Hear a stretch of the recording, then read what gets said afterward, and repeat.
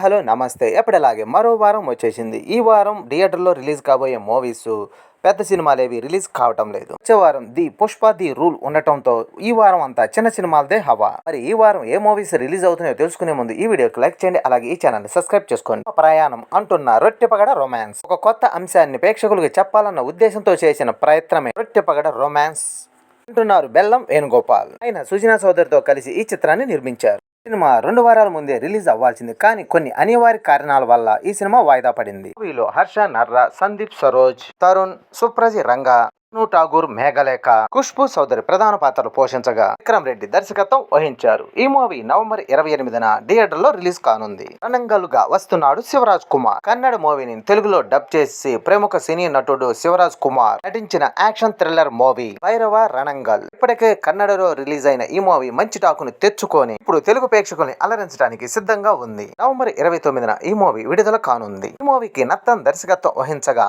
రాహు బోస్, రుక్మిణి వసంత, దేవరాజు ముఖ్య పాత్రలు పోషించగా ఈ మూవీ మంచి యాక్షన్ ఎమోషనల్ థ్రిల్లర్ గా ప్రేక్షకుల ముందు రానుందని చిత్రబృందం చెబుతున్నారు. Siddhartha romantic drama. సిద్ధార్థ, ఆషిక్ రంగనాథ్ ప్రధాన పాత్రలో నటించిన చిత్రం మిస్ యూ. దర్శకుడు ఎస్ శేఖర్ రూపొందించిన ఈ మూవీ ఈ నెల 29న తెలుగుతో పాటు తమిళ్లో కూడా రిలీజ్ కానుంది. లవ్, కామెడీ, యాక్షన్, ఎమోషనల్ తో ఈ సినిమాను రూపొందించినట్లు విడుదల చేసిన ప్రచార చిత్రాలు చూస్తే అర్థమవుతుంది.